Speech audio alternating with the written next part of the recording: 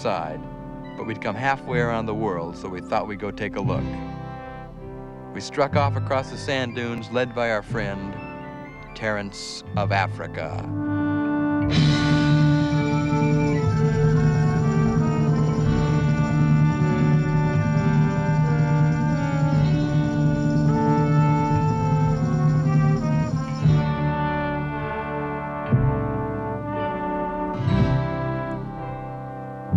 Halfway around the world and halfway across the dunes, it seemed like a bad idea. It started to get pretty hot. The odds were against us finding surf. We didn't even know if we'd find the water. When you go looking for surf, you don't look for a really big wave.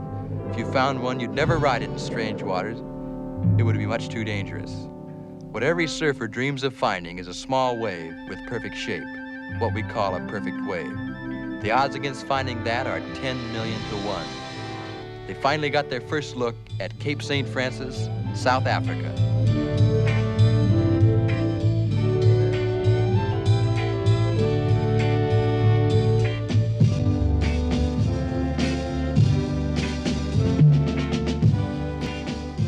You can't tell how good a wave is till you actually ride it. On Mike's first ride, the first 5 seconds, he knew he'd finally found that perfect wave.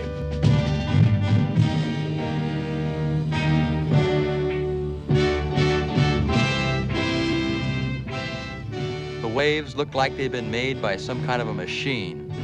The rides were so long I couldn't get most of them on one piece of film. Here's Mike further along, still riding the same wave at Cape St. Francis.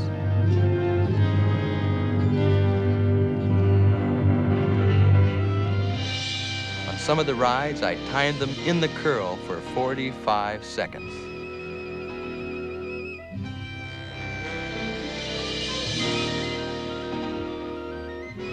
Outside, really driving about halfway through the wave already, Robert August. Look at the wave in front, same perfect shape as the wave he's on.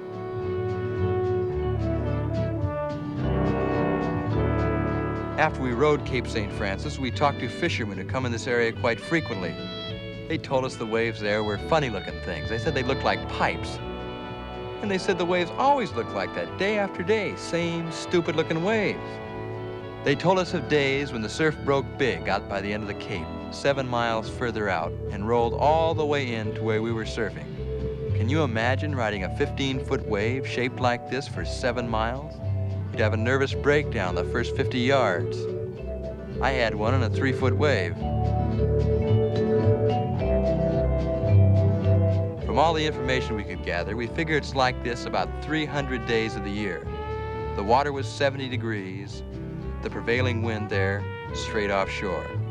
A perfect wave and perfect conditions. The only disadvantage was you kept getting cramps in your legs from squatting down for so long in the curl.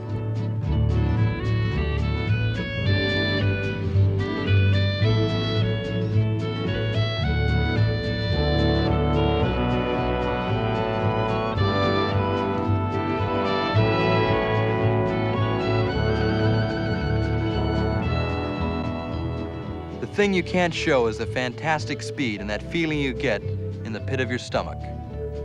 It's the kind of a wave that makes you talk to yourself. I couldn't help but think of the hundreds of years these waves must have been breaking here, but until this day, no one had ever ridden one. Think of the thousands of waves that went to waste, and the waves that are going to waste right now at Cape St. Francis. Out of the whole day of surfing, we didn't see one wave section or break in front of itself. Each wave was perfect. The surf came in diagonally, which gave you this long ride. It was shallow, only a foot or two deep beneath Robert's board. Sandy bottom with rocks along the shoreline.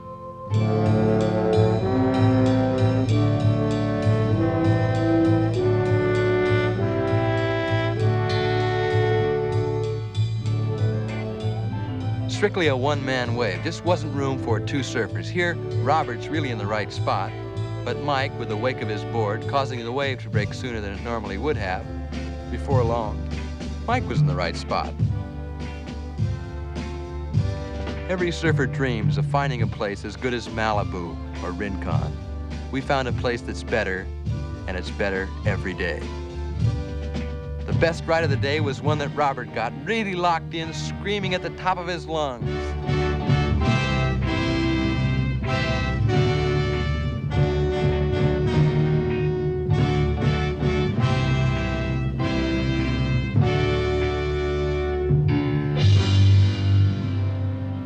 Robert came over the top of the wave and let out a bellow you could hear halfway back to Cape Town. He was so excited he was almost frothing at the mouth.